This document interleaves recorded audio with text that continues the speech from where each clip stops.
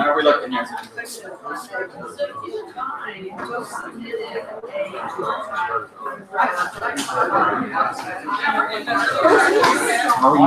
know, I see you walking at the park all the time, but I'm usually running the opposite direction, and I really just focus on my running, so I don't stop and say hi to you. So I can see you a lot. I see you frequently. Know that you're still alive and well. You did.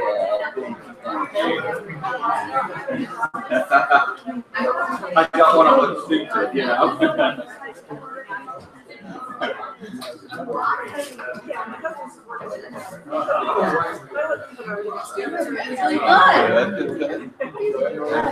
Learn about flooding here, water. Learn all about water today. We're at least going to get 2 hours credit. Hopefully learn something.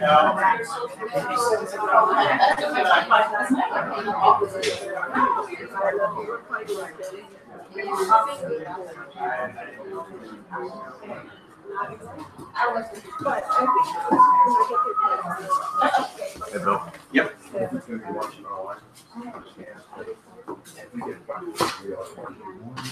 Again? Now you're here? No, not at all. Now you're in a business city. It's not going to work great online today, but we'll be better. We're just practicing our way through.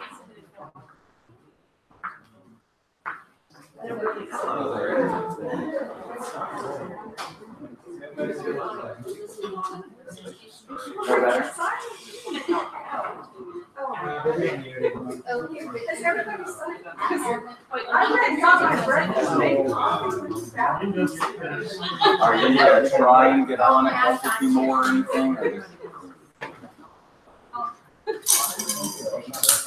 I know. Okay, we just trying to make sure our internet works. So.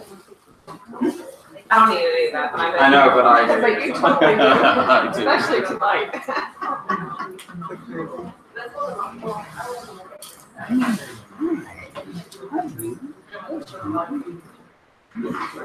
Hey, hello. Doing well. Okay. Okay. Thank you all for coming this morning. This is my first attempt at this, a 2-hour class.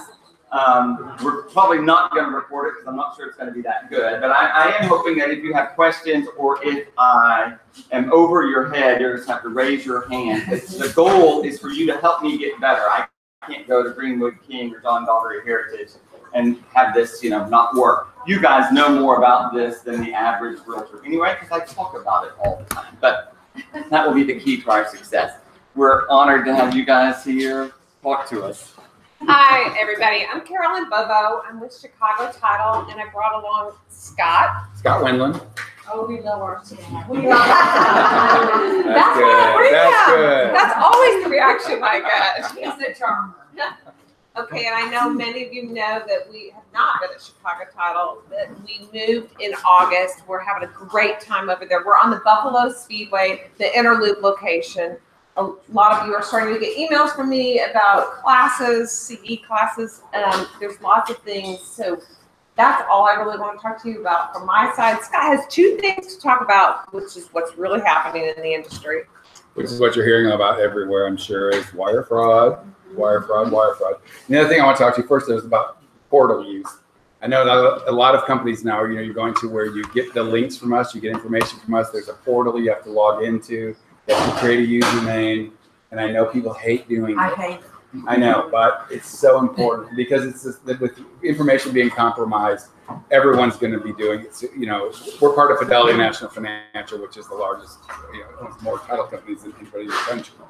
And it's going to be mandatory that we all have to start using it. So I know it's a pain, but really once you get logged in, and once you have your login, you're set, you never do it again. If you have problems, just call us and we will come here and Carolyn will help you do it. I mean, she will sit down and show you exactly what to do to get you logged in and create the password, whatever you need to do. So, I have a question about the portal. Okay. I don't mind using the portal, I don't mind that extra click, but is there any way for the email heading to match the topic? So that if you have two properties going on at once, you know that the email belongs to, Michigan or Beaumont. yeah, exactly. Well- And also, it would be great if it could say Beaumont survey or, Harold, title commitment. Is there any way to work the? They did an upgrade like 2 weeks ago. They did some upgrades. So I know that the first email that you get, it used to be really hard to see the link that said open your smart mail. They've changed, so there's one big green button. So I know they did some upgrades. Let me look and see, and I'll let you know. I want the email as it comes in your inbox, so that in real can life see in what the it field, you know what's coming in, and you know how to sort them out. Right. No, that makes sense. I'll ask and see if there's a way they can do that, because that would really help. Because you do get a lot of emails. Yeah, I'll check. We'll let you know. No, Good that's feedback. the only way we know. Well, it's a little thing, but it. Yeah. If you haven't looked at it recently, they did upgrade about a week and a half ago, 2 weeks ago, and it's much more user friendly. I mean, it's not all those. There was all these links on it before, and it was real. I found it really confusing. I didn't know where to go. So that, and then again, it's just about the wire fraud. We're seeing all kinds of it taking different paths. Now they're hacking in and getting emails, and they're sending emails to your customers saying, please send me the name of all the parties in the transaction, email addresses, phone numbers, and all that. That's not something we would ever do. It's some way they're trying to get the contact so they can hack into the email. So tell your customers, we're telling customers that we send out our our wiring instructions at the beginning of the transaction. We don't send them to them again. We send them secure with a double. They have to use a code to get it. It's a pain. That's really a pain, but that we're not going to change, because it's the wiring instructions. And we don't send them to the agents anymore, so they can be forwarded. They only go to the buyer. So if they need them, we can send them again, but just let them know that, we don't change our wiring instructions. They're not going to get an email from us saying, we'll give you a $500 discount, which is another thing they're doing. If you wire your money a couple days early. We don't do that. So just, I think If it's it all. smells fishy, it's fishy. Yeah.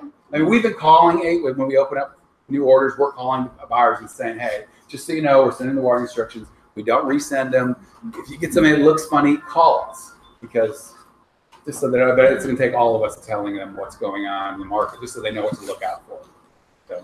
Okay, we have two more escrow officers with us today. So this is Kelly Ivy. I know a few of you know Kelly, David, and Barbie Laro, and we have a few of us there, 5 of us, I think. So there's a lot of choices to get to know different escrow officers. So thank you, Phil, for letting us in. Thank you for coming. Mary Ann and everybody else. I appreciate it all. I appreciate it. Thank you very much for letting us come in. Thank you. Absolutely. Thank you so much. Thanks. Thank you so much. Good to see you. You too, Bill. Okay, today, the class that Mar came up with is Realtor Survival Guide to Understanding the Floodplain Ordinance. But in reality, most everything I'm talking about today is about water and your understanding of water and how it impacts our city, our lives, and of course, real estate. This course is geared, of course, to realtors. And you need to understand who impacts water in your lives.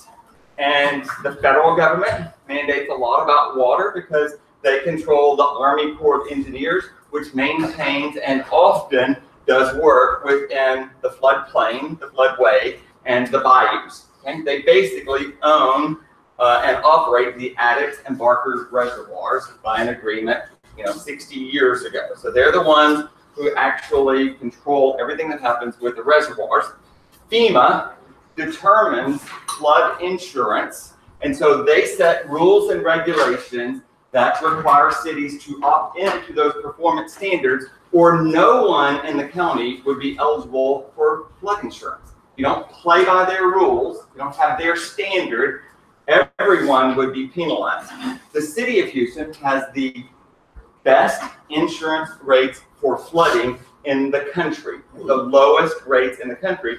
And you can imagine we have a high level of incidences of abuse. And but it's because we have a high standard of building codes and performance standards that are tied to that in order so that your basic customer can pay $417 for insurance outside of the floodplain versus $1,000 for that same type of insurance in New York or North Carolina. Harris County, through the Harris County Flood Control District, certainly manages water and the flow of water and how it works over here. The recent bond issue, will be $5 to $10 billion worth of work happening through the Harris County Flood Control District, and they have the primary responsibility for flood control, but not the only one. Harris County builds roads, which impacts drainage and water, and they certainly have a building standard in the county, so they impact each of our houses. And of course, the city of Houston, through its building codes, its drainage projects, is a large player in the water game. The city of Houston, which controls water, owns 70% of Lake Livingston, 70% of Lake Conroe, 100% of Lake Houston, and 70% of a future lake out in West Houston, which will come online in 2025. They pump that water to 49 treatment stations through 7,000 miles of pipes under our streets to collect water, put it into your house, take the water through the sanitary sewer system, go back and treat it again, or through storm water, which collects through your gutters and into that culvert over there and channels that water basically back to the bayou, okay? So streets, and the streets are designed to carry water. Don't think that that's not the retention and detention for most storm water. You think that the bayou carries a lot of water. The streets carry a whole hell of a lot more water than the bayous do. And your chance of flooding in a street is far greater than you getting flooded by a bayou at any particular moment. So you've got to recognize who's doing what. And we're predominantly going to talk about the city of Houston today. In the county, this yellow area is basically the city, even though its ETJ, extraterritorial jurisdiction, is 5 miles from the city unless it hits some other buffer of another city. Not talking about the city of Bel Air, which has its own rules and regulations. Not talking about the city of West University Place, that has its own regulations. Not talking about the city of Piney Point, has its own regulations. I'm going to talk predominantly about the city of Houston, although I'll reference building codes outside of the city also, because it matters to you as well. These we've talked about before are the current floodplains. The 100-year floodplain, which is the 1% chance of flooding in any particular year, and the 500-year floodplain, which is in the light blue, which is the 0.2 chance of a flood happening at any given particular point in time. I think we should stop calling these the 100 and the 500 because they're deceiving. It doesn't mean it happens once every 100 years or once every 500 years. It's basically a percentage chance of it happening at any particular point in time. So we all know we've made changes as a result of Harvey. Harvey was a pretty intense storm. I think people would understand that. And if you look at basically the structures that flooded, here's 24,000 that flooded in the 100-year floodplain and 22,000, about the same, that flooded in the 500-year floodplain. Of course, the most startling thing is that significantly more structures flooded outside the floodplain than inside the floodplain, okay? Flooded 65,000 structures not in the floodplain today, okay? Why is that? We'll see that half of the areas of our cities have not been mapped yet. They don't accurately reflect where the risk is for people.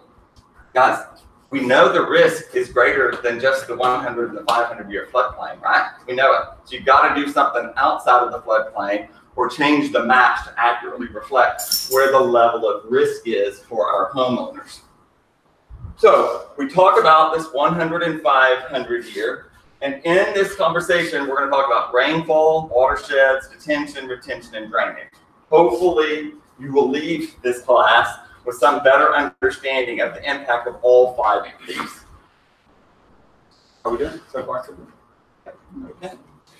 Rainfall is measured by its intensity.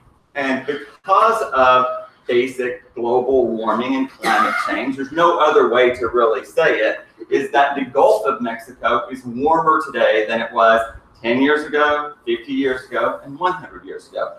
The warmer the Gulf of Mexico is, which is this body of water, water moisture comes up and it travels over into our dry land, and then it rains, and it rains with greater intensity. Instead of a little sprinkle over a long period of time, you're getting greater quantities of rain in smaller periods of time. Intensity. So we measure rain over an hour, 2 hours, 4 hours, 6 hours, and 12 hours. And basically, the maps that we've been using have been saying that over, let's just use the 24-hour period of time, you measure a little more than an inch per hour equals this 1% chance or the 100-year rainfall. So we have calculated those little blue maps over there using a figure of about 1 inch per hour over, 13 inches over 24 hours. Okay? 13, that would be a 100-year event or a 0.1% chance of you flooding. But in reality, the streets that we build today, the basic street in the city of Houston, is designed to carry water, but it only carries water at 4 inches per 24 hours. Okay? So we know that the road cannot handle 13 inches in 24 hours, that the water has nowhere to go, and so it must rise over the curb and into the yards and inching its way up to the houses, because the roads cannot, we would not have near enough money to design the storm water system where it could accommodate this kind of water. Okay? So we're talking about 100-year, 500-year events using these numbers. They've had a study. We all knew that these probably wasn't accurate. And we've done another study. We've calculated the actual amount of rainfall in the paper again 2 or 3 days ago, that in reality, instead of using 13 inches, we should be using 18 inches.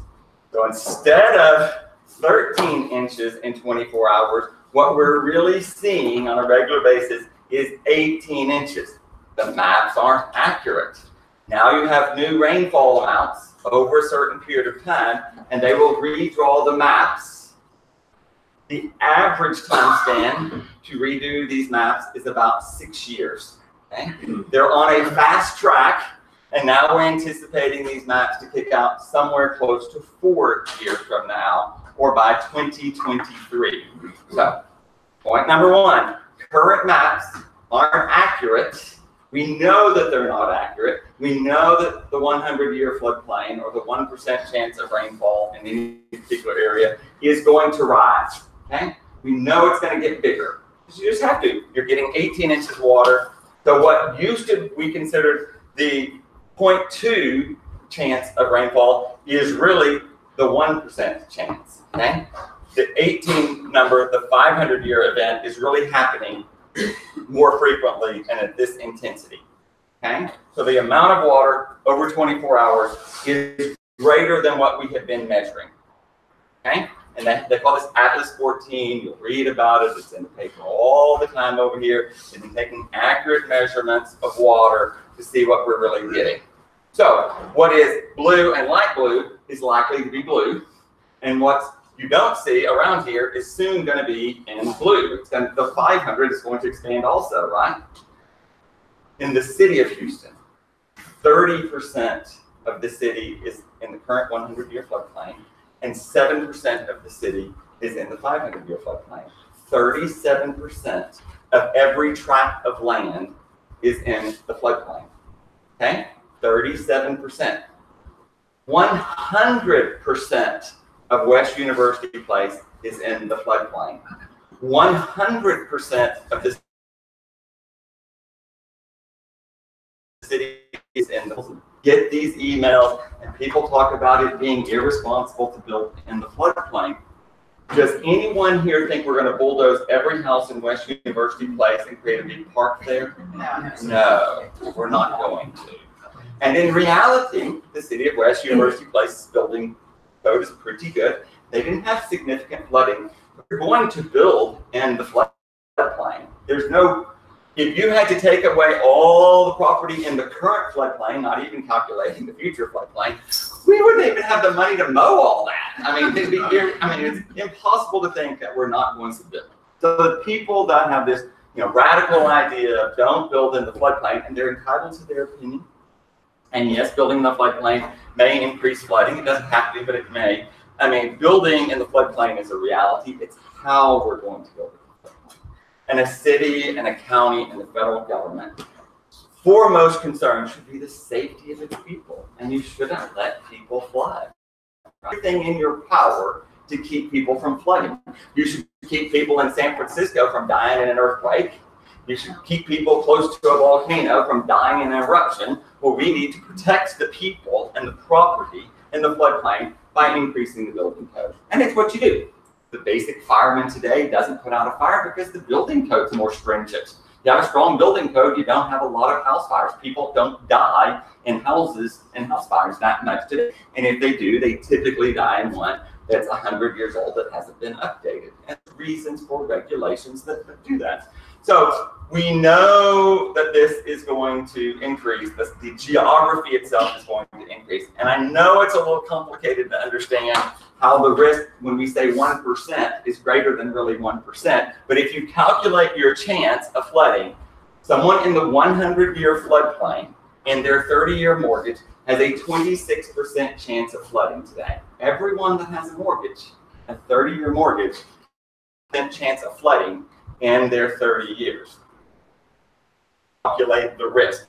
But everyone has a much greater chance of being impacted by a 1-year storm or 10-year storm or 20-year storm, which we know is not that much water. July 4th, we got about 4 inches of rain in an hour. You get 4 inches of rain in an hour, West Gray fills up, Washington Avenue fills up. You fill up under the feeder roads all the time at just a particular little storm. We were lucky at July 4th is that the rain didn't linger on for 10 days. It just hit with great intensity and basically went away after day. I did go out and see the floods, especially this little area. Washington Avenue had about 2 feet of water, and these other streets drained just fine. They drain into Washington Avenue, and from Washington Avenue, they drain to Buffalo Bayou, and from Buffalo Bayou, they drain down to the Port of Houston and the deal. So you understand your chance of flooding is greater than 1% in the 100 and the 500. Okay? The 96% chance of flooding in a 10-year flood at any given moment. Okay? So that's your car parked in a low-lying street. That's your garage flooding pretty easily if you live in Oak Forest, Timber Grove, Independence Heights, Westbury, Willow Bend, any number of places that I could rattle off over here. This is the 10% 10-year flood, which happens with great intensity. The 100-year flood may not happen that often, but the 10-year flood happens all the time because you're only talking about a 4 or 5 amount of inches of rain in a smaller period of time. It's a 10-year storm. Did I confuse you there? A little bit. Okay.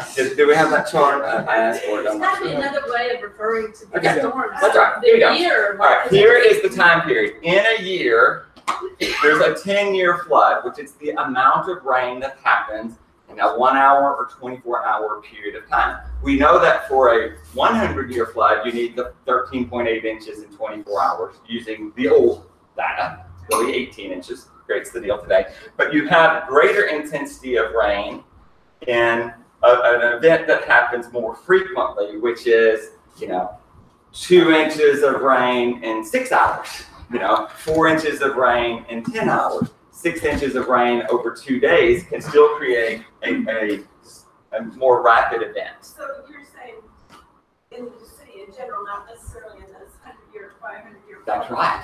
That's right. And anywhere you're going to have one of these flooding events, you're going to have a rainfall event that's calculated at a 10-year storm, a 25-year storm, a 50-year storm. We have put way too much emphasis on the 100-year storm and the 500-year storm. Get off of that because more structures are flooding outside of the zones that were impacted by the 100 and the 500-year flood. The point is, it matters everywhere. It matters on any street. If you have a house and a structure, you could get flooded. There is a risk for flood at any particular moment. Okay? And what happens is when you calculate rain, when Frank Billingsley's talking about your percentage of rain, it's not saying that the entire region has a 40% chance of rain. It says in the region, 40% of you are going to get some water. Doesn't mean I'm going to get water in the heights. All the water, all of the basic water is flowing from the western portion of our region to the Gulf of Mexico. Okay? It's all going to get to here somehow. It's either going in a bayou, or it's going in a storm drain, or it's going in some particular fashion. It's getting there. It's telling you exactly how it's getting there. So when it rains a lot over here, that water is going to flow this direction and get to Galveston Bay. If it rains a lot right over here, that water still got to get over here. There's no way for the sponge to soak up all of the water and it stay in this area. So this guy, the height, is impacted by what happens way over here in Fulshire and all of these areas. You're talking about Hockley. When they get 6 inches of rain in 12 hours, the water isn't staying in Hockley. It's coming right on this direction and could likely flood Buffalo Bayou 4 days later, or homes in Memorial 4 days later, or homes along Buffalo Bayou or Grays Bayou 6 days later. Got to keep in mind, all of this water is getting to here some way, through a pipe, through a bayou, or through a street. It's all going to get here. Okay? Got to understand all of these areas are impacted by what happens over here just as much. Clear enough to understand? Bill, why is it taking 4 years for FEMA to get our maps? Are they waiting around for The average is storm? 6 years. The average is 6 years. Well, but why is it taking them so long? Well, you've got to remember, this is a huge region. You're talking about 7,000 miles of pipes. You're talking about tributaries. You're not talking about measuring Buffalo Bayou at White Oak or at Shepherd. You're measuring over here where the water used to run through a creek at Euclid and Bayland to 7.5 Street, you know, over to Ridge and over to Sage, and then got there. Well, now it can't do that anymore. But the water still wants to go the way it did. Just because we built a bunch of houses, or you build a street, or you build the Grand Parkway, or you build 610, or you expand 45, you're impacting the way that the water is draining. We haven't done any major studies since the Grand Parkway. Well, when you create this ringing around the deal, you're holding the water for a little bit. You're diverting it the way it used to go, but it's still got to get around the Grand Parkway. It's got to get over here somehow. So you're having to measure the roads, the tributaries, where new development. You take this Meritage project, which was at that, what was the golf course name?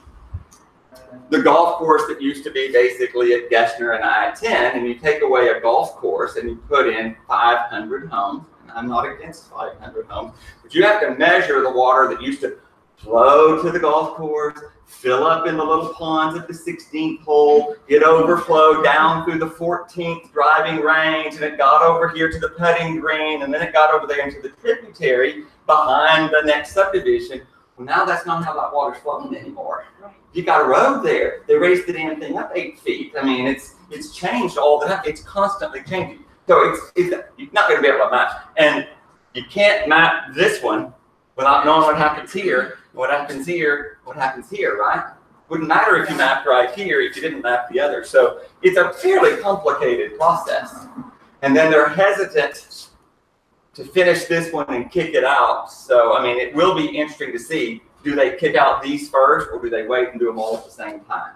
No one really knows the answer to this, because you will put more people into the floodplain, and you will take some out. You build another reservoir right here, you could pull out half these people that are in the floodplain, right? We create detention projects every day in the city and in the county and in the state. So, I mean, not only does land just have to get increased into the floodplain, it could decrease. You could take people out. You widen a bayou, you deepen a bayou, you would reduce the risk for people 4 blocks over or 10 blocks over. These are all good questions. I mean, but I want to be clear, half of the county has never been mapped. Half of it's never been mapped, you know? So 250,000 miles of rivers, bayous, drainage ditches, never mapped. If that's the case, then how can these percentages be accurate. be accurate? They're not accurate. They're only accurate where they measure in those bayous. Where they haven't measured, they don't know the level of risk. So you could be at risk and you just don't know it because they haven't mapped the back of Cinco Ranch, section 17. Doesn't mean that they're not at risk. It just means we don't have a documentation of you being at risk. Okay, you have to understand we've got streets over here that carry water. You've got pipes underneath the street that carry water. You got water coming in fresh. You got water going in from the washing machine. You got water going into the storm sewer, which is the excess overflow water of stuff. So you must understand there is detention. This is an example of detention. We sell these old houses over here in the suburbs all the time, and they created these little detention ponds. Bear Creek is an example of another little detention pond.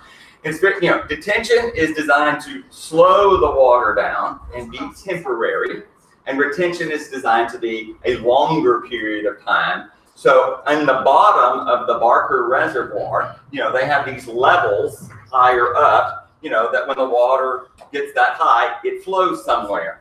An example would be in the Barker Reservoir, as it rises, the water kicks out through a gate, and it's designed to go into the bayou, or of course when it rises above the dam, when they have to have the release. But it's because the water wasn't, you got a 2-inch drain and you're pouring 100,000 gallons at a time, you'd only pour out so much through your drain at the bottom.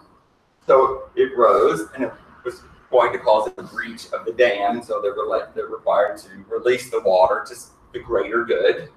Instead of flooding the entire city, if the whole thing breached, you would have had a tsunami, similar to what they had in Indonesia. So they're trying to prevent that and release as quickly as they can. And we'll be interested to see what the legislature wants to do about another reservoir or not. Who really knows? But we certainly have the problem, over half of all of the streets in the city of Houston have an open ditch concept, do not have a curb with an intake. They're over half of the city streets. Now remember, you're not driving in Cashmere Garden a lot. You're not driving out, a mile on the other side of Intercontinental. Some areas certainly have it worse. And much of those ditches, we all know, in the Heights on 9th Street, are filled in. They're filled in with dirt. They fill them in illegally. There's trash in a lot of places. There's debris. There's leaves. There's stuff. All of that, of course, impacts the flow of the drainage going on. Certainly have a few street problems over here. So remember, we're building streets really to the 2-year storm capacity, not the 100-year storm. Okay, barely building enough to calculate 4.4 inches of rain for every 24 hours.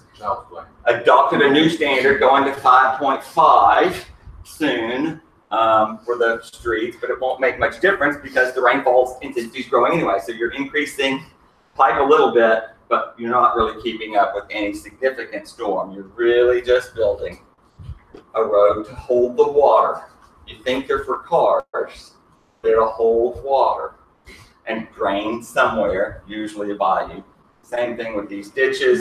So we've mandated more, and plenty of people bitching about whenever you do any work over there in the city right of way, we're replacing these 18-inch culverts with the 24-inch culverts, and pretty adamant about it. Okay, should be using 24-inch culverts where we can to be able to address drainage, in the future.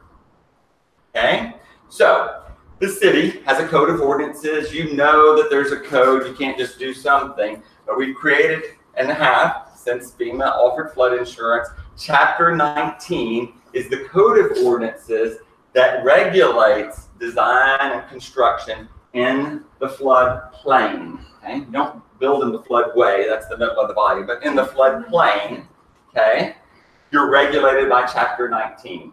And what we've done, Chapter 19 used to just handle the 100-year floodplain, but because we know that's not big enough, the city, starting September 1, added the quantity of geography in the 500-year floodplain to its floodplain ordinance, okay? So you're regulating now the 100-year floodplain and the 500-year floodplain through the Floodplain Management Office, FMO. They're totally independent of permitting, okay? you got to get past FMO in order to get into permitting. So if you have a structure that's in one of those 37% tracts of land in the city of Houston, you have an extra layer of ordinances, rules, and regulations that you don't have outside of that area. Keep in mind, if you're close to the 100 or the 500 year, in a few years, you could then soon be in the floodplain, right? Just because you're not there now doesn't mean that you're not going to be. So, Floodplain Management Office regulates all the blue and the light blue and that geography. Now, the Floodplain Management Office, and it's part of Public Works, it is independent of the permitting center. So you go there first, and then you go on to permitting. Okay?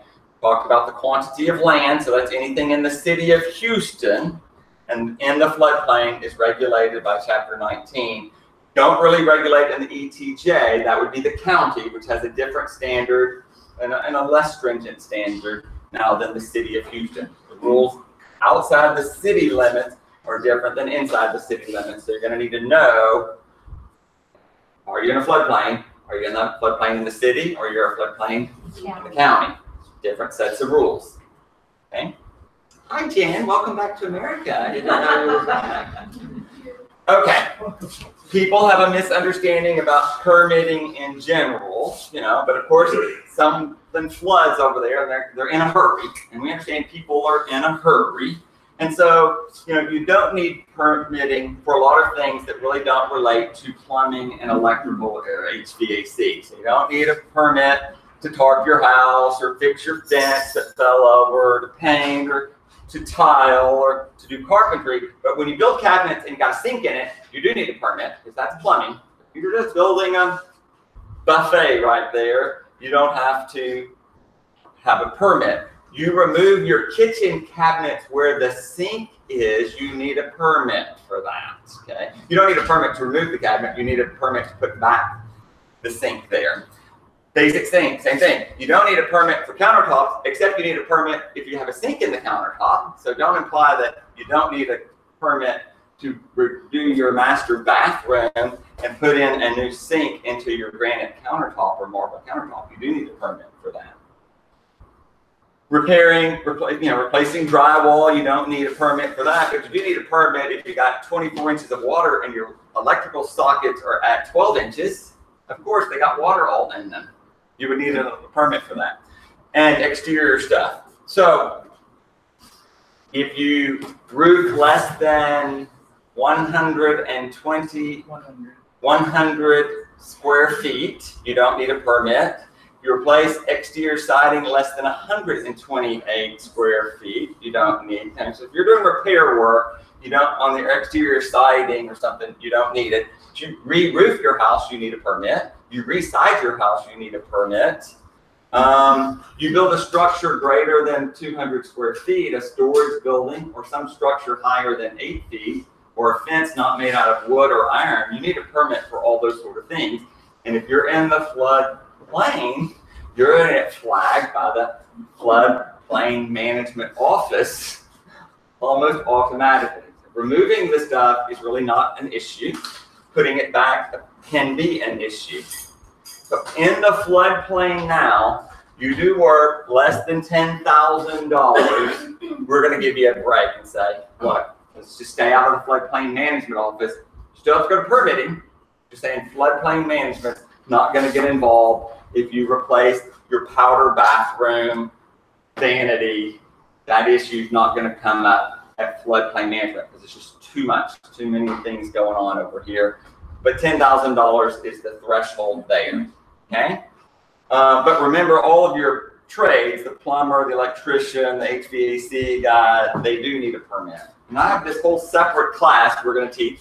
You're my guinea pig on the realtor in the city, and we're going to go into more detail on permitting and things of that nature. I just need for you to know, in the floodplain, which is now the 100 and the 500 year, you have an extra layer of scrutiny on things, and definitely it kicks in with a major remodel or any new construction or anything larger than $10,000 in value. Okay. Are we done? Yes. So that's like the HPO, if you're within that, it's gonna in a flat then? That's correct. You have to get their approval in Yes. addition to what you normally have to That's do? right. And Yes. that was not the case before, Harvey? It was the case in the 100-year floodplain, but then they really didn't enforce substantial damage or substantial improvement to any degree, But now they are. but now they are. A whole level of people watching you now, where they didn't really enforce a lot of the stuff prior to September 1. So they did, it was in the rules in the 100, now they're gonna enforce them. Told the world we're gonna enforce them. We expanded to the 500, a certain set of rules, okay? Clearly, new construction is relatively easy to figure out. You will now calculate the 500-year event, 0.2 event, in both the 100-year floodplain and the 500-year floodplain. So you're measuring an event in a piece of geography. See, I hate all the language. Yeah. So you only need to know in the broader geography, the 100-year and 500-year mapped areas, you're going to measure the base flood elevation of the 500-year storm in both the 100 and the 500, and we've never done it. It's very confusing. Nobody gets it. We're just in the first month. We figure out. You used to go get an elevation certificate of any particular house in the 100, and they measured the 100-year event. We don't care about the 100-year event anymore. We only care about the 500-year event. So now you're going to get in your elevation certificate the base flood elevation, and they're naturally going to give you the 100-year event. You don't ask them, Jerry Jaggers, you don't ask them to give you the 500-year base flood elevation. You're not going to naturally get the 500-year base flood elevation because their tendency is to tell you the 100-year base flood elevation. But the rule is now the 500-year base flood elevation plus 2. Used to be the 100-year plus 1. Now it's the 500-year plus 2. The difference between the 100-year and 500-year can be anywhere from a few inches to 6.5 feet. Say that again. The difference between the 100-year base flood elevation and the 500-year elevation can be anywhere from a few inches to 6.5 feet. If I take City Hall and I get an elevation certificate, the 100-year base flood elevation is one number, and the 500-year base flood elevation for City Hall is 6.5 feet taller than the 100-year base flood elevation. Most of the near north side, most of downtown, many areas in Timber Grove, the number's fairly significant. Fairly significant. Okay?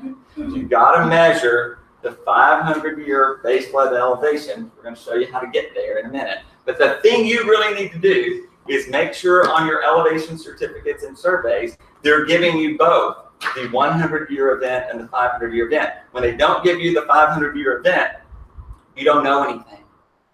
The 100-year base flood elevation is irrelevant to me When you today. call order one, they don't offer you those. Because the only guy, no, because they're not used to it, and they're only because FEMA only requires the 100-year base flood elevation on the elevation certificate. That's what FEMA.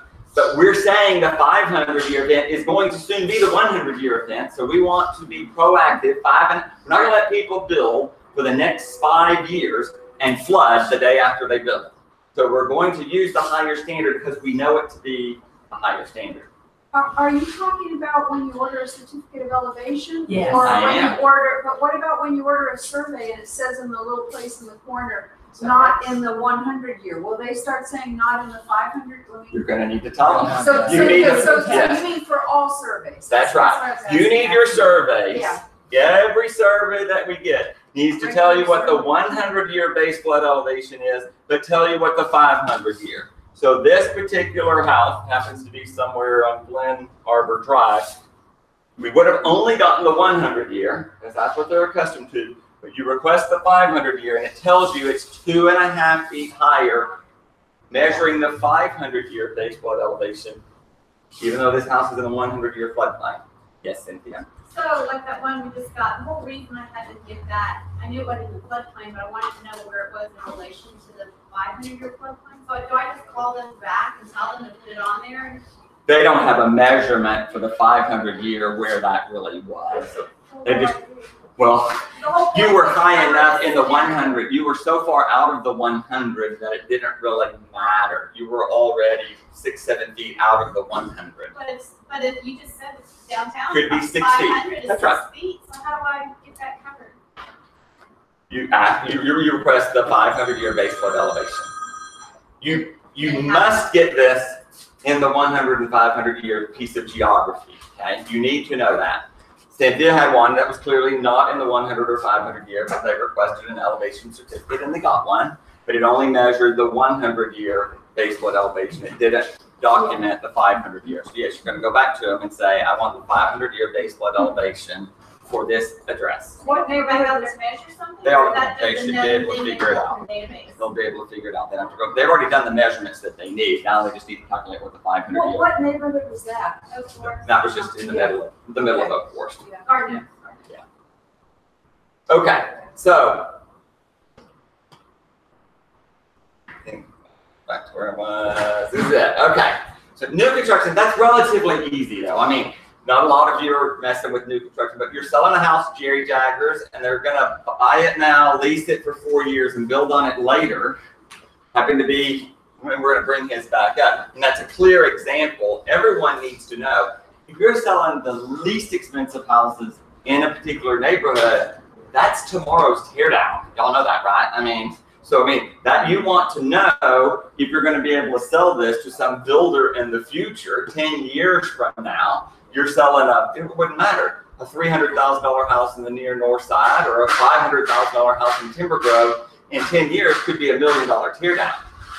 So you'll want to know what you're getting yourself into for future sale. Okay. So we're going to regulate this 500-year base flood elevation plus 2 feet in the 100-year floodplain and the 500-year floodplain. That geography is now the same for new construction. That's why you need. Just get rid of the 100-year flood. Why do we have to? Because that's a FEMA designation and the amount of insurance is different based on the 100 and the 500. So you still have to mark it at the moment, but you're going to assume when they remap that what was the 500 is likely to be in the 100. It may not be, but it probably will be. So the city is being proactive. We need the billions of dollars from FEMA, guys. We need the billions of dollars, and this is the way you get the billions of dollars. You're trading. It's called politics. Right. My friends, when all my friends are in the restaurant business, hurricane comes, you call it for a curfew. We didn't really need a curfew in Houston, Texas. I'll be honest with you. I'm a very good friend with the police chief. You do not get the billions of dollars if you don't call the curfew. You must call the curfew, which means all the waiters and waitresses have to go home at 6 o'clock at night, which means they didn't make any tips at 10 o'clock at night from drunk Houstonians, right? So it hurts the dishwasher, it hurt the waiter, it hurt the restaurant owner. And my friends were bitching because the mayor called for a curfew. You don't get the billions of dollars if you don't call the curfew. That's the way the checkbox is. You want the money, you do this. You want the money, you do this. You want the additional money, not the minimum money. You have to have a higher standard. You can't let people build back where they flood. Simple politics. Okay. New structures, relatively easy to figure out. Commercial is a little different and it can be a little more restrictive. I'm not going to get into the commercial world. I'm going to stay focused on the residential world. Okay. But if you start doing some type of addition, you're going to do an addition, and it's smaller than 1/3 of the current air-conditioned footprint, you can use an older standard. And this was a stupid compromise, and I don't think this rule is going to be in play for very long. So I think this is stupid to let people do this. But for the current time, right this moment, you can use the old standard. So you're in brick bungalow, you're in a brick ranch style house on Viking. Arturo lives on Viking in the floodplain, and Jerry's selling house in the floodplain. And you want to add a master bathroom, and it's 100 square feet to your 1,600 square foot house. They will let you build that at the 100-year base flood elevation plus 1 foot in the 100 floodplain. The 500, you build it at the same grade of what you're at. For some reason, we're like, these people keep flooding their new additions. I don't know why we agreed to this, but it was a compromise. So older structures, older neighborhoods, you do a small little addition, you take in your garage, and now you're going to convert that to the den. We're going to let you do that as long as it's less than 1/3.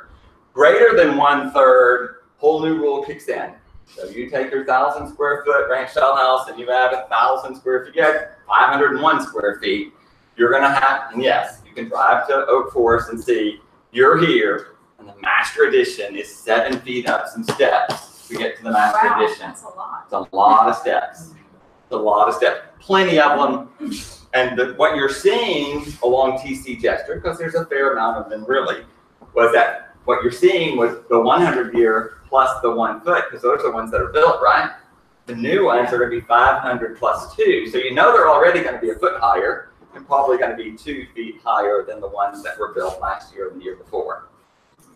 Okay? So anything greater than 1/3, even your addition, is going to be greater than that. Okay. So then we get into this issue of I'm going to substantially remodel my house, which is anything greater than 50% of the current taxable value of your home on HCAD, deducting, of course, for land. Okay? I'm going to get to one of these in a second. So if I take here some little house, we picked one, I can barely read this. But here's a house that's valued at $360,000, and the house is valued at $105,000. I'm not sure where this is. Pine Shade. This is where. This is Pine Shade. Timber Grove. So if I gut the kitchen and the master bath, and I go and put in a new kitchen and master bath, and the value of the kitchen and master bath is greater than $52,500. Your permit's going to be denied and you're not going to be allowed to do that. Okay? Not even talking about the addition. We're talking about I want to just remodel something in the floodplain. I didn't even have any damage. I wasn't flooded. I just want to remodel my house, and it's more than 50%. You can deduct the permit fee and you can deduct a few little things. But I'm saying the true cost of the addition, of the remodeling, it's a substantial improvement. 50% of the market values are. Most of these structures we're talking about, the value is all in the land to begin with. There are plenty of homes in Memorial where the lot's in at $1 million and the house is at $10,000. And you want to go remodel that house. You're not going to be able to remodel that house in the floodplain if the substantial improvement is greater than 50%. Okay? That's for both 500-year and So it's just it. So this is just substantial improvement. It's just going to be in the 100-year now. Just going to do that in the 100, not the 500. I'm sorry. In the 100, it's not in the 500-year floodplain, but in the current 30% of the geography, substantial improvement greater than 50% is going to apply. Okay? Same thing. You have a flood, you have a fire, you have something, and you're in the 100-year floodplain, and it's greater than 50% to do whatever, you are going to be denied. You're going to get a determination letter. You're going to be denied the ability to use your house. Your house is worthless. It is risky. It is going to flood again. You're going to be required to either raise that structure or tear that structure down and build one that complies with the new regulations. So plenty of people jump up here and start working real fast on our house, or rented them for a year, and did a little damage. And yes. So the people in Fleetwood that got flooded by the release of water, or how low? If they're in the 100-year floodplain, the answer is yes. The last people who owned old houses in Grays Heights, they're out. and they get insurance money, but what can they do with it? I will be honest. We let a fair number of people remodel quickly their houses in the floodplain that I'm thoroughly convinced are going to flood again. Yeah. They're going to flood again. There's just hardly any reason that they wouldn't flood again. And they'll never, whoever bought them after they were remodeled is not going to be able to ever remodel those houses again. Someone's going to get screwed. They're going to get screwed. I can't do anything about it. You can't let people keep flooding decade after decade after decade. It's not fair to the people that buy a house that's remodeled that didn't know that it flooded before. And there's plenty of corporations that come in, buy them, fix them up, flip them, sell them. the least among us go and buy a house, it floods shortly thereafter, they're not going to be able to rebuild that structure. Is that like a new, This is new. okay, because we're the subdivision area, I said it's Flooded more. Probably in the ETJ and maybe not in the city. Yeah. The county has a little different rule than the city. City's a little more stringent, but yes, if they're in the 100-year and they flood in the Oh, county, they flood every Yeah. single time. Northchester, I have no idea why there's still houses in that right. neighborhood. River Plantation, those areas in Conroe, they're gonna buy that whole subdivision. I often try to dissuade people from buying homes that have flooded, and I've seen a lot of homes that have been remodeled that are quite beautiful that have flooded, and they can raise them. What is the percentage of market value? What's the reduction of market value for those homes? Like, for instance, I think the home has no value. It's only there's no value. I don't care if you have a brand new Carrera marble kitchen and a Viking range, if it gets 9 feet of water in it next August, what can it be worth? yeah. So when people come to you and they have just remodeled their home and they want to sell it with you, you pretty much deny it. I would say they need to go to my good friend Sudolph and let him sell it because he's gonna get sued later. I think we've got to be realistic. Yeah. We're probably not the best firm. We're the most knowledgeable, and we're sitting here telling people they're going to flood again. I mean, we did. The Standards sold a house on Woodbrook, and we told those people, we put it in writing, you were never going to be able to remodel this house again. We made them sign everything. I met with them. We had, as firm as I can possibly say, the city is never going to let you remodel this house. You must raise it again, and it will flood again. And they were hell-bent on buying that house. Now, whether they raise it in the future or tear it down and build, I don't know. I wouldn't have bought it, but we were as firm as we possibly can be to tell them, this house flooded in Allison, this house flooded in Alicia, this house flooded in Memorial Day, and it flooded in Harvey, and nothing's different. It's going to flood again. So Yes, the Mark? people that did, sorry. There are actually FEMA lots next door and across the street. Yes. So those people that did that, then they realize now that it was a mistake, that they remodeled their house. I mean, the best, and they want to sell it, the best advice you could give them is just to keep renting it, or. To someone who's going to flood? No, that's not my advice. No, I would apply to raise the, there is funding to raise the house. I would get the number to raise the house and look at the cost of raising the house. I would get in line of a grant to raise the house. I would try every way possible to vote for congressmen who wanted to allow money for grants to raise the houses. Okay. But some people are going to get caught and they're going to lose hundreds of thousands of dollars. There's just, I've run every scenario on earth, and someone that buys a $400,000 house and that gets flooded and that lot's only going to be worth $275,000, you're out. You're out the money. So, got to keep in mind, here's just a basic street. Pretend there's a road right here. And on that same road on Bayland, going down here on Bayland, you're going to have some houses below the 100-year floodplain. You're going to have some houses at the 100-year floodplain. You're going to have some houses 2 feet above the 100-year floodplain. All of these streets slope. The city is not flat. I mean, we think it is flat, but I mean, just on a particular street, there's a lot of terrain. On a particular street, some houses are higher or lower than others. So we're trying to reduce their risk of flooding from the bayou or the street, by getting them higher. Simple process, I think. Explain that. So the same thing. You can see here even more dramatically. Don't let anything be in the floodway. In the 100-year floodplain, let's get it out of here. And even taking into consider the 500-year floodplain, get these houses for the bottom of the first floor is 2 feet higher than the 500-year flood event.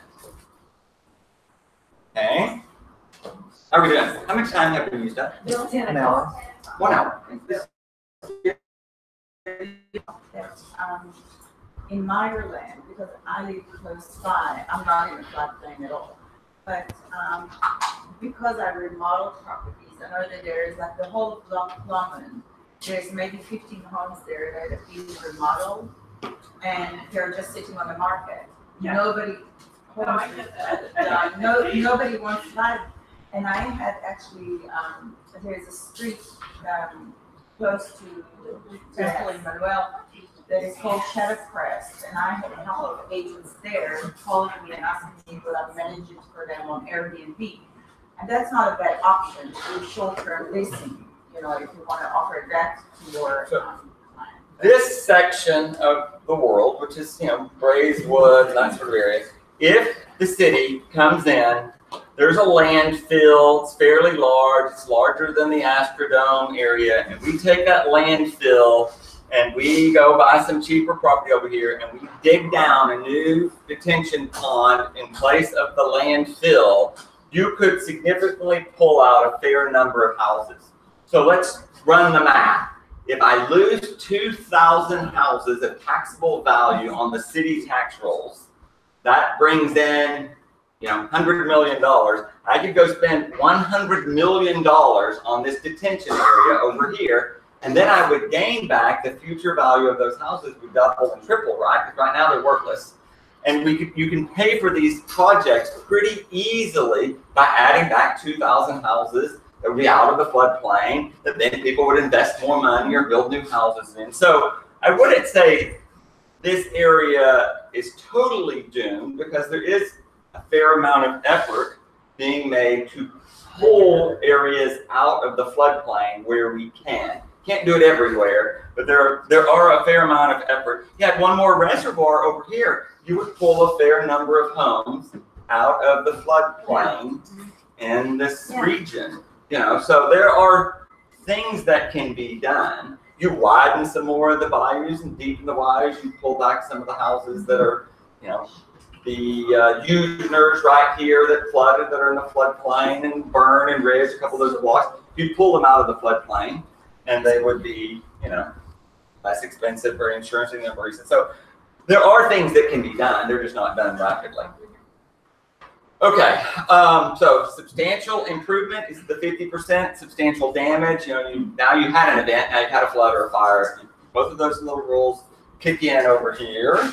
So there's little, you know, descriptions here. I'm not going to go over all that. We're going to give you this sort of deal. So you know how you're calculating that. You're using the current year. So when the event, you know, the year of the flood. So you're not using the new Harvey number, because you know it went down there. You're using the number from before the event, in all fairness. So a lot of these houses, you know, the improvement went from 160,000 down to 30,000, because that's just the structure. You're using the pre-event number. I know all these people fight to keep their taxes low, but when they do that, they hurt their ability to remodel them sometimes in the future. So you got to be a little cognizant of that sort of thing. And we ran any number of these scenarios, and we can pull one up, but I mean, you basically get the gist of how that works on substantial improvement and substantial. If you run the numbers, let's just take Ireland or City Hall, and let's pretend you run the numbers, and the base flood elevation is 6 feet higher than the 100-year elevation, but at Harvey or any known factor, the water only got 2 or 3 feet higher. So the number that they've calculated is really 6 feet higher than Harvey. You could appeal to the General Appeals Board and see if common sense prevails and say, I don't want to be 6 feet above Harvey, I just want to be 2 feet above Harvey, and lower the house by 2 feet over the 500-year base flood elevation where it doesn't make sense. No one has tried this yet. There hasn't been any appeal yet, but we made it easier for common sense to kick in. So if the initial floodplain management office denies your ability to rebuild or denies your ability to, to build at a lower level, you could go to the General Appeals Board and appeal.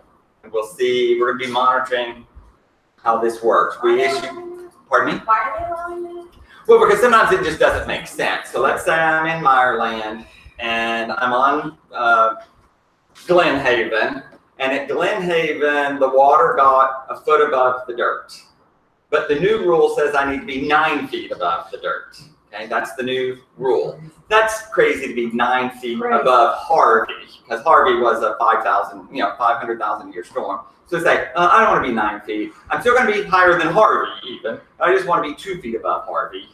And you could appeal to be lower, because sometimes, I mean, the calculations are same thing. It's a big city. You do the calculations. I'm not saying you're automatically going to be granted that ability, but there is ability for common sense to kick in. There are some places where it just won't make sense.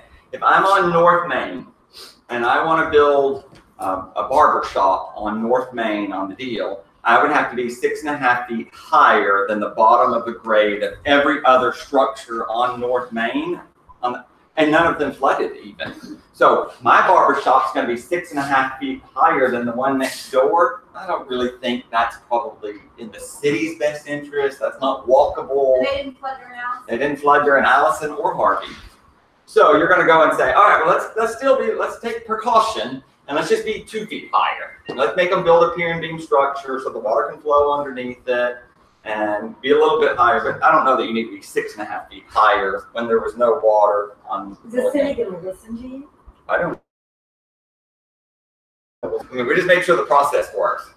I need somebody. I need a couple of examples. So I mean, I tell you, we issued 47 substantial damage letters last month. In the month of September, we told 47 people, no, you want to build, you can't build. You now are caught by this new regulation. And we'll see how many of those people appeal. So you have to start there. When you said you meant City Hall. I meant City Hall. I meant the City of Houston's permitting department. Okay, you must know how to find the 500-year base flood elevation and the 100 and the 500-year. I can't say that enough. Do we need a break or do we just keep going? Okay. They design breaks into these classes, but I say just keep going. So we need to try and help you. How are you going to find the 500 base flood elevation? And in general, you're just going to ask the surveyor for it. You're going to ask for the elevation certificate. But you have to be able to have an idea of how to get there. And HAR, through Matrix, has a little system for you to get as close as possible. No, you just see if you're in the. Okay, so that's all that's doing for us at the all moment. that does, On HAR, it makes it easy for you to figure out if you're in the 100 or the 500-year floodplain. On Matrix, you just click right in and you pull up an address. We're not even going to do that. We're not even going to do it? We're just going to go straight to Walter P. Moore. Okay, and so you can go to Matrix, you can go anywhere, you can go to FEMA and plug in an address and see if you're in the 100-year, 500-year floodplain. And we're going to send you a little PowerPoint presentation so you'll have all these addresses. So finding if you're in the 100 or 500 shouldn't be too complicated. It gets complicated like Jerry's Viking, where the property is in both the 100 and the 500. See? So you got the corner of a piece of property in the 500 and some of it in the 100. It gets a little more complicated there. So then you definitely need the elevation certificate to see where you're at there. We have an engineering company, though, that's calculating here in the city called Walter P. Moore, and they have a website that you can go log in, and if you're in the floodplain, if you're in the 100 or 500, it will calculate for you the general difference between the 100 and the 500. Oh. Okay, so we have mapped the city. We've not done the areas outside of the floodplain, okay, but at least in the 100 and 500, you can get a general idea of the difference. And our internet's a little slow. We're going to pull this up for you. But it's a website. You go to flood.walterpmoore.com and you'll be able to create a user login. If you have to, you can just use mine, which is my email address, bill@yourblbd.com, and the password is bill1172.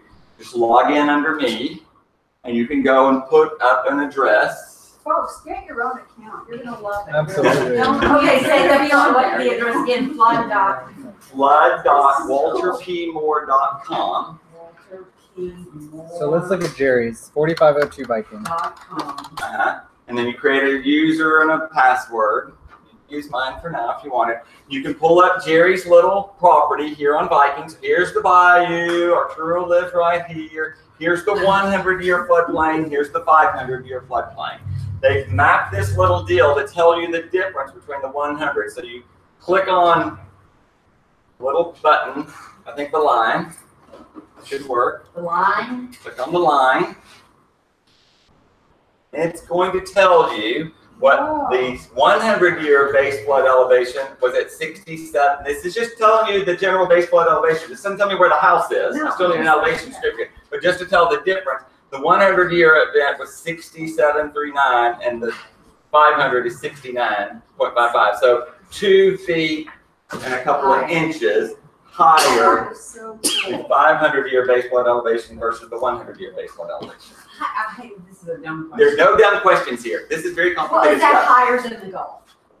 Where is that number? Yes, it's higher than the Gulf. Okay, so 69 feet. Higher than, yes. Yes, Robert. Well, that's what Point I of reference, Yeah. Galveston Island is 5 foot above the high tide. Okay. My living room floor is 9 foot. My base flood elevation is 11. It is. So you're 2 feet below the 100-year base flood, not even calculating the 500-year base flood. Calculate 500, you know, that's what we. And I'm in a historic district, so everything goes in line. Yeah, we have the same problem in these deed restricted where there's height limits, and I mean, you're gonna have some discussion. This will at least give you a starting point for some structures. What's the difference between the 100 and the 500? You still need the elevation certificate, which we're gonna go over here next, to kind of calculate where the house is and what part of the house is in the floodplain. This is gonna be a very good tool for you to use. There's a couple of other ones. This is just the easiest one. Right. There are others, and we're going to share the other ones with you. The city continues to work on their GEMS map. FEMA continues to work on theirs.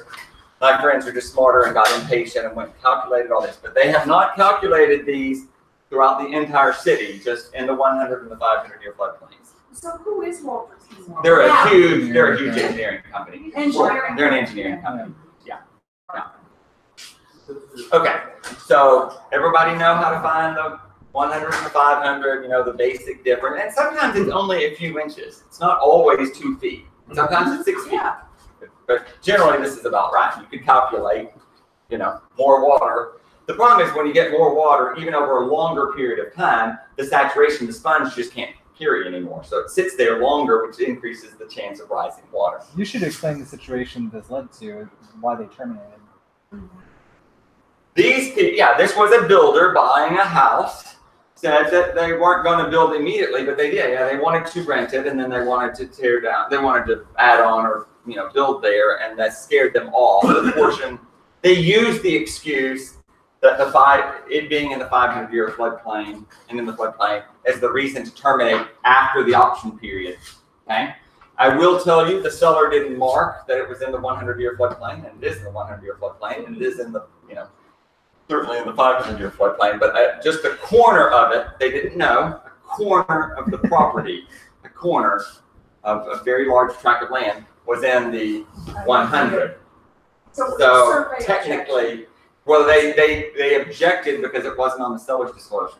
The seller did not accurately disclose. I argued that just they didn't know, and certainly I don't believe the house is in the 100-year floodplain. I think it's clearly out of the 100-year floodplain because really it's catching a little corner of the property. It's truly just, you know, 10 square feet of a 10,000 square foot tract. The corner of it is in the 100. The rest of it's in the 500. But the house itself, I think, probably sits high enough. There was no water in that street during, you know, the hurricane. Bayou got pretty damn close, but so we're going to have to accurately, that's why I think knowing this sort of stuff, when you have a listing, check and see where you're at over here. Right. Of course, if you have a buyer, if you want to know, and nobody has to disclose to you that it's in the 500, but you're regulated in the 500 now. See, there is no disclosure for being in the 500-year floodplain. Do we think Trek's going to update the seller's disclosure with that now? To add 500? Yeah. No, because the city of Houston is the only one that's really done this. No other city across the state's done it. They don't have the same flooding issue in Dallas as we do here. But, you know, I think MLS should require it. Are you in the 500-year floodplain? But I will tell you, the average person does not know that they're in the 500. No, if you're in the 500, are you required to do the flow hazard form? You know, to fill out the flow hazard. The notice. Yes. New transactions are going to know, but the average grandma that lives over there on, you know, Gamilo Street, she doesn't know if she's in the 500-year floodplain. They don't have any idea. But we're going to have, the industry's going to have to pay attention a little more. Okay. Good information? Yes. Where are we? Where are we? In the floodplain. Okay. So Matrix will tell you if you're in the 100 or 500 year also, but you want to know the difference, you got to go to the website I sent you. These lines tell you different things. Just click on the house. It should work just fine. You need an elevation certificate and the survey. And the survey marking the 500 year base flood elevation for every house in the 100 and the 500. Don't know how to make it clear. Yeah. New set of rules. You always had to get the elevation certificate in the 100. Sure. The change there is you need to mark the 500 year base flood elevation now in the 100. We've never done that. Now you need the exact same thing in the 500 year floodplain. So Becky has texted that she said she got a surveyor to provide an elevation certificate that was outside of the 500-year floodplain, but they would not put that cross section on the certificate. They provided it separately. What do you mean? The elevation certificate says this is not in the 500-year floodplain. It's not in the Zone X unshaded flood zone or whatever. And then they provided a disclaimer that said the nearest cross section is this 500-year elevation, this 100-year, but they wouldn't put it on the elevation. That's fine. I think that's perfectly fine. It's information. It's fine. They could have put it on the. I agree on this. Why didn't they mark like grants on the survey? I don't know. Yeah, they could certainly do that. I think there are going to be. I think for a while you're going to have to take this survey that I just showed you that marked the 100 and the 500. You're going to have to show that to the surveyor. Like, I want you to mark the 500 just like this. And if they can't do it, call the company that I'm just giving you the reference to because it's a commodity, and they will do it. But they may not know how to do it initially. You need the 500. Call Propspell. Call back whoever this company was. It's Propspell. Okay. Yeah. Call and say, can you do that? Or provide that survey. Did I lose it? Whatever. Send that survey on to the next one and say, I want this. Or send it to the title company if they're ordering it and say, I want this. I want you to mark the 500 year. Yeah, I want you to call them, and order the survey from them and say you want this, or send this to the other surveyors at the title company and say, I want you to mark the 500 year base flood elevation. If you're in the 100 and 500, you don't have to do this everywhere. You just have to do this in the 100 to 500. You have your world now is to figure out if you're in the 100 or the 500 year floodplain. If you're not, you don't know this applies to you. Not Montrose everywhere from the south. Right. Yeah. Okay. On that map, green was 5 or 1? 5. Green is 5. Green is 5. Blue is 100. That's right. I mean, whatever. Okay. You need to be able to read an elevation certificate. Okay. So your new homework, practice with an elevation certificate so you can explain this before your client gets there. You have a couple of different kinds of houses, remember? So you have your basic house with something below the floodplain. So this could be your grade house, your house on grade. Your typical ranch style house built in 1950 is at grade. The dirt and the house are on the same level and your slab is below that, okay? Typical sort of house, Westbury, Willow Bend, Raised Heights, all those sort of things. And you might have a garage that's lower than this, okay? This is just an example. So you would find your base flood elevation, which is 626 feet, which is right here. This is the base flood, here it is. Your base flood elevation is right here. You're gonna mark it, and it's gonna tell you something else. So if the base flood elevation is 626, the top of the bottom of the first floor is at 627. So this deal, this house, is 1 foot above the base flood elevation. Now, I'm positive that this example is using the 100-year base flood elevation, not the 500-year base flood elevation. So you need to know what the 500-year base flood elevation, or this doesn't do you a lot of good if you're in the 100-year floodplain and you've got a regulation of about 500 plus 2. So you need to know, they're probably not going to mark it here, but they'll tell you someplace else what is the 500-year base flood elevation, not just the 100, okay? So, all right. So then it's telling you, so this house is 1 foot above probably the 100. And that was the rule in the city of Houston until September 1. So we used to allow this just fine. We don't allow this anymore, okay? But it's compliant, but if it burned down or flooded, had substantial damage, not going to be able to do this anymore. So even this house that's 1 foot above the deal, which has cheaper flood insurance than if it were below, is still not going to be able to be built. And when the new rule kicks in, this is the kicker. So this house probably pays $400 or $500 for flood insurance today. When the new map kicks in and the 500-year number is the 100-year number, it's going to be 2 feet below the floodplain. And the flood insurance is going to go to $4,500 a year, not $400 a year, right, guys? It's the future cost to the people who are going to be below the base flood elevation. The 500 plus 2 is going to be the base flood someday in the future. So see, you're trying to understand what's it going to cost me today, what's it going to cost me if I remodel, what's it going to cost the new builder, what's it going to cost if I have substantial damage. Yes, Mark? Yeah, so what is our legal exposure 2 years, 3 years down the line from clients coming back and saying, as my realtor, you never told me that the risk was here and yada, yada, yada. Well, we're going to tell them. We're going to tell them. I don't know if anyone else is going to tell them, but I'm going to train 30,000 people in Houston to tell them. This is one of the bigger issues, not that you're grandfathered, except you're not going to be grandfathered for flood insurance for very long. Probably are for a year or 2 or 3. And the new maps kick in, you're at risk of paying much greater. Lender will lend you money on this. Flood insurance is still cheap at this. Yes, Robert? If you buy flood insurance today in a 100-year floodplain with an elevation certificate, say you're in zone A, which is like 620 foot. If the mapping changes, as it will within the next year, but you have an existing policy, you will always be valued at the older level. So your $425 policy will stay that way. That's the way it's been, but that program loses $25 billion a year. And even I'm a liberal Democrat that says, hey, people should pay for their inherent risk. But at the same time, I shouldn't subsidize. And no one in Indiana wants to subsidize people in New York or Houston. They really don't. Nor the people in Wyoming or Nevada or Indiana or Minnesota. And that's what's happening. They're subsidizing us who have high-risk houses that continue to flood, that continue to pay out $250,000 of FEMA.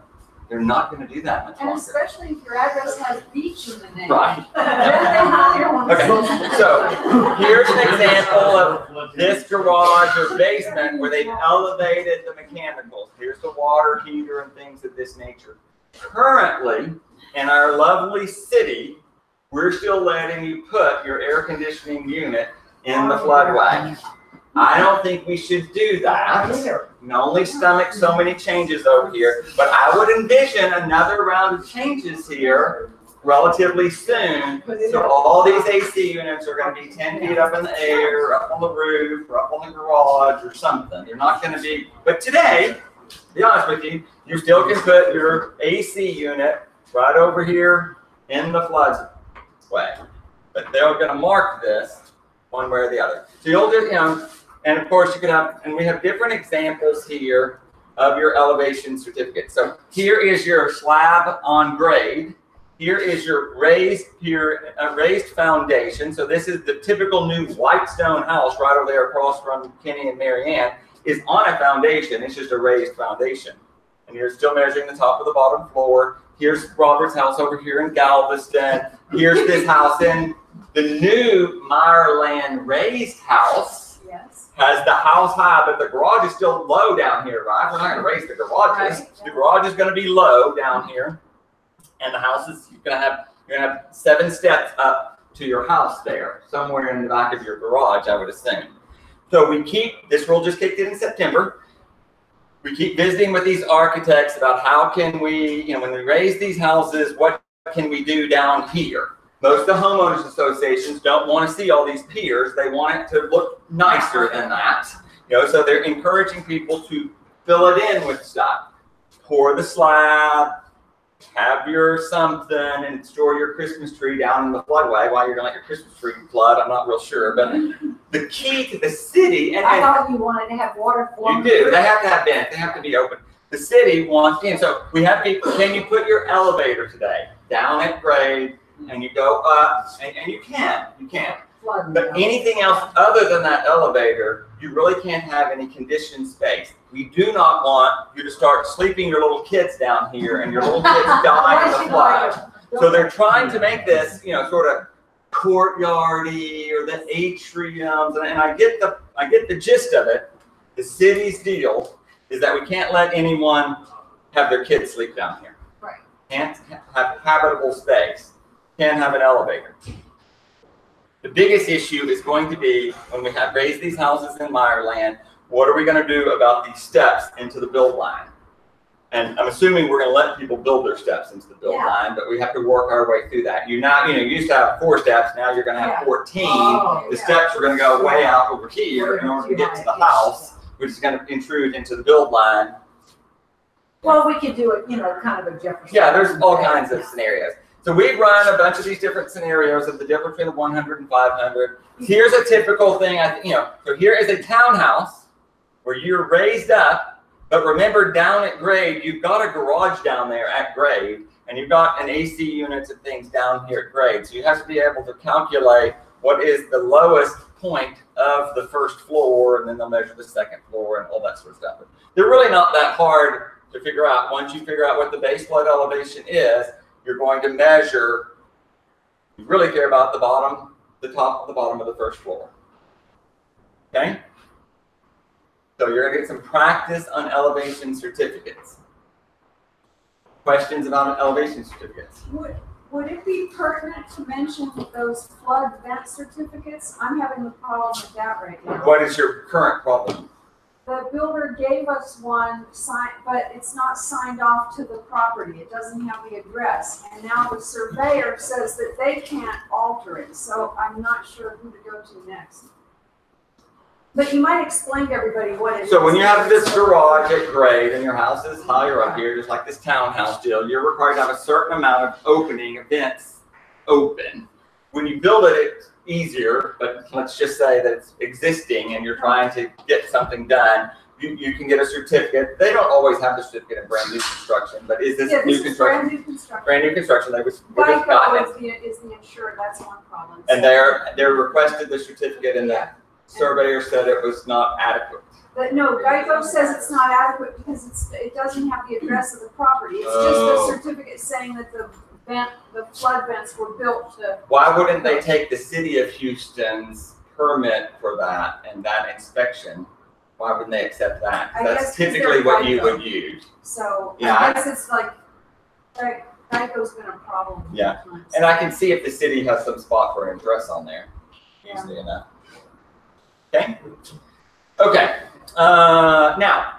This is just in the floodplain. This is that 37% of the area. But keep in mind, that's not the end of it. That was just the beginning, because that was low-hanging fruit or whatever. Of course, there is a building code outside of the city of Houston. And so basically, you're able to build currently 4 inches above the crown of a street or 12 inches above the nearest manhole. That's the basic rule. Yes, Cynthia? Well, this is super timely. An hour ago, the Wall Street Journal posted an article that says climate change is forcing the insurance industry to recalculate, and it's talking about the effects of global warming on fires and flooding, and it's talking about how they're hiring more in-house scientists to study the effects of global warming, and then they've got this chart that shows the $1 billion in total damages. Those high ones are more recent years as opposed to theirs, so things are changing. Yeah, they're definitely changing. I believe outside of the floodplain, what we currently have will be raised in the very near future, and you're likely to get a new regulation outside of the floodplain about 1 foot higher than we currently have. Okay? But it won't be 4 inches above the crown of the street. It'll basically be 12, 16, 18 to 24. Everyone's still horse trading over here on how that's going to work, but it's going to raise the foundations of homes in the city of Houston outside of the floodplain. won't be regulated by the Floodplain Management Office, and none of those other rules will apply. But the basic addition, those sort of things would apply in the permitting office. So you're going to get higher even if you're outside of the floodplain office. Okay? I'm not sure what this is showing me. Do you know? Remember whenever 1330 Alston burned down? 1330. Right where the red. So I remember it burned down, and then they couldn't even rebuild to the Oh historic. yeah. So yeah, they were in a historic district and had gotten a certificate of appropriateness with a house through the historic commission that was 42 inches high. And their problem was really that that height was now not acceptable in the historic district, and they had to lower their house and fight. That was the main deal. So even if your house is in it, so if your house burns down in a historic district, that's a historic district issue. That wasn't really a flooding issue. So you have two issues. Houses are going to get slightly higher, and the biggest issue you're going to have is regarding fill. Okay, this is one of the next biggest issues in the city. The typical, you cannot add fill into the properties in the 100-year floodplain, which means builder, developer, homeowner can't go add a bunch of dirt anywhere and build a garage higher. You cannot do that. You can move your dirt around on your existing lot, but you can't add dirt, can't add any dirt in the 100-year floodplain at all. Okay, it's highly regulated what you can do in the 500-year floodplain. So in general, no structure but pier and beam will be allowed in the 100-year floodplain. No more foundations, slab foundations. No more slabs. No more slabs in the Just 100-year floodplain. It's next to impossible in the 500, although on paper it says that you can do a slab.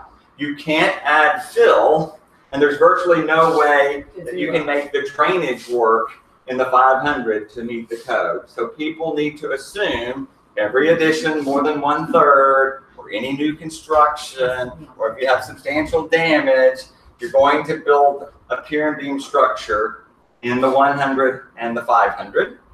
Okay, you're going to start building like this. No net fill in the 100. Very limited fill in the 500. Okay.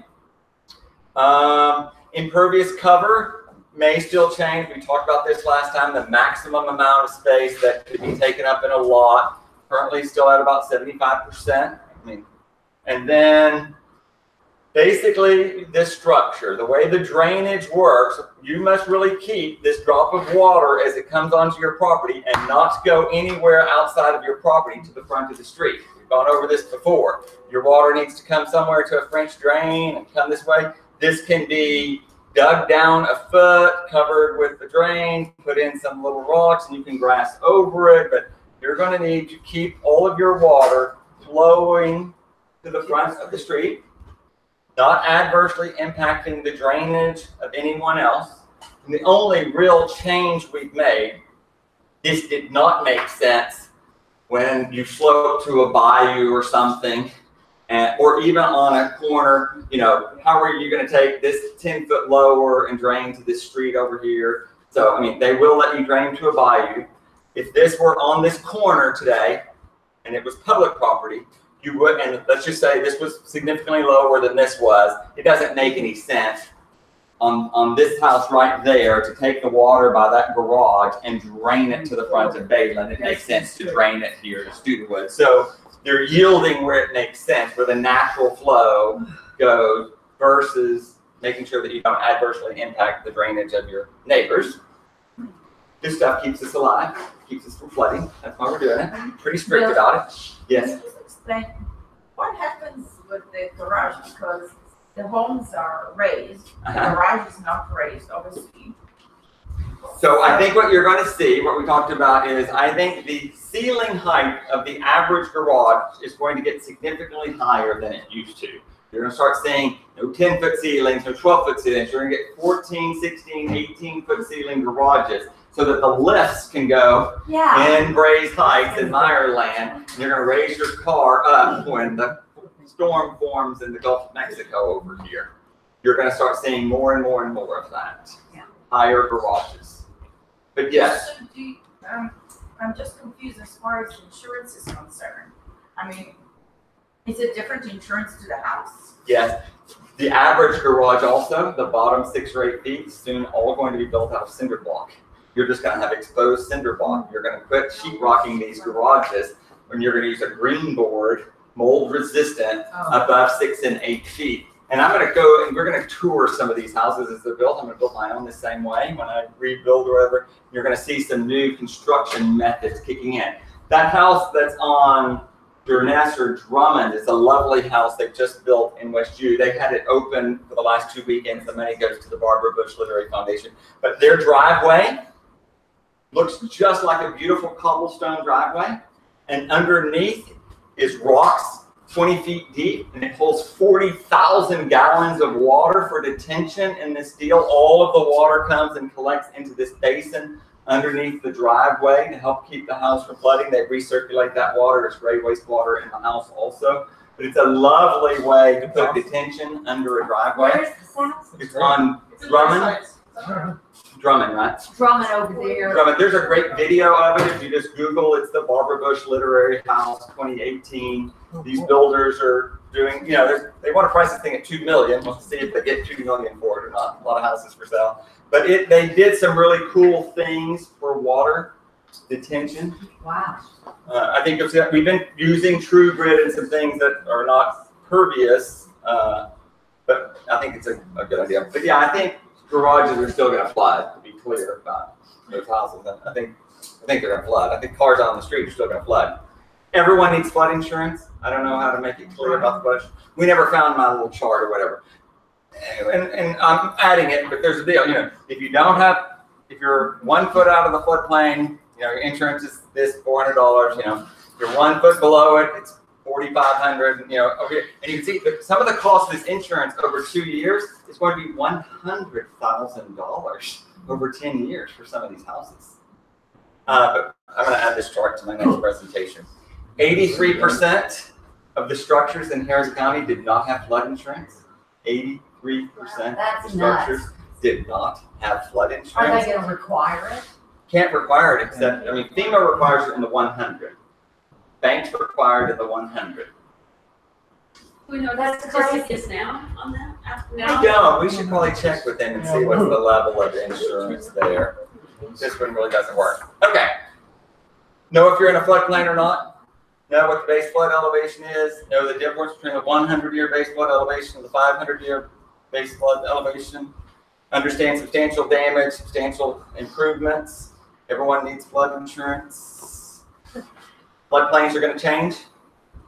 Flood levels getting higher. Floodplains getting larger. Being's the new norm.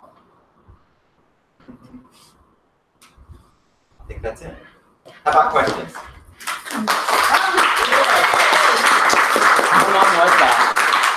An hour and 20. Oh, I mean, 40. with a break or two in there. Yeah. You're getting 2 hours worth of credit. That was good. Yeah. Too complicated? No. Well, We'll have a few more things. 7th or 8th. Right, we've gone over this a lot. Victor, this is new to you because we go over this a lot for the last year. We talked about this a lot. Did you learn anything new? Yes. Did you know anything about the 500-year base flood elevation in the 100? I'm not going to say yes. Any other questions? Not a question, a Yeah. comment. Say a couple of times, Harris County, City of Houston, Yeah. totally different. Yeah. We get it because we hear it a Right, lot, right. but other agents. And I can add Harris County's new regulations because they did increase their Yes. regulation, but it wasn't as. It's not as Yeah. significant and it's not the way City of Houston That's right. does it. That'd be very helpful. Yeah. Even though we're out. One little, it just gets Yes. people confused, but at least they have it for reference in the slides. Sure. If you want the slides. Yeah. I want to clarify one thing because I'm a little confused on it. You're talking about remodels and over a certain amount. Put a new roof on. If you're in a 100 or 500-year floodplain, you cannot put a new roof on if it's over a certain amount. That's right. Without a permit. They're not even going to give you. They're not even going to let you. They're not going to let you invest money into a house they know that's going to flood. Right. Okay. They're trying to discourage that house becoming more valuable and still flooding. Now, they can't take away all those houses. That's only in the 100, not the 500. That's correct. And that's why we're confused about that one neighborhood up in our neck of the woods. Probably just in the county, right? I mean, it's just in the county, it's not in the city. And some houses did get bought out during. All those buyouts are still voluntary, and we haven't had any mandatory buyouts. And they're trying to go where they get the largest bang for the buck, because they don't want to take a neighborhood with 50 and buy 20 houses. That still leaves 30 of them flooded. They would rather buy 30 of something and create in one area and create a big detention In the pond. last 5 years, there was a couple houses that were built higher up, kind of like try to do a pier beam. I mean, I even went to go look at it because I was like, oh, this is kind of interesting in the side of town. And one, it was overpriced for the area, and two, it's still flooded during Harvey. It did. It did. It was not high, and well, I was confused. I was like, why would they put this here? It still doesn't look high enough. Right. And then Harvey comes along and they. At least if they're pier and beam, it'll be easier to raise than the slab. Okay, one last question. You're talking about the crown of the road. Okay, so I think. Or the manhole. Right, the manhole. This actually applies over in Brookston. Yep. My old house, crown of the road is pretty much level with the foundation of my house. My yard was lower than the crown of the road. Even though we never flooded, nothing ever happened, even in Harvey. Okay. Is that related to remodels? If somebody wanted to remodel their house? No. If it's in the 100, yes. But if it's not in the 100, you'd be able to remodel and add grade and do exactly what you want. Okay. New construction, the foundation would be high. What's your title course name? Realtor Survival Guide? Something like that. Something like that. Realtor Survival Guide. Good calling, you know.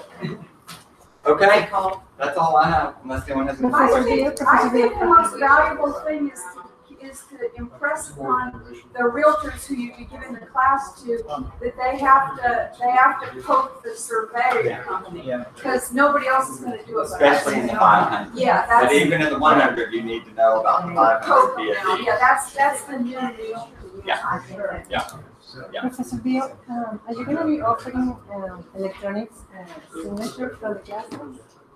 What does that mean? You had to sign in at the beginning. Aaron. On time? Yeah. School name. What school name are we using for that? I have no idea, honestly. I'll find out. Just leave that blank and Marianne and I can fill out. This one, right? And do we have to put Professor Bill Ball? Yeah. Or Dr. Yes, Bill Ball? Dr. Baldwin. Hey, The objective was Assistant understanding Professor floodplain ordinance. I can't spell professor. So you can and it takes 15 minutes after the class.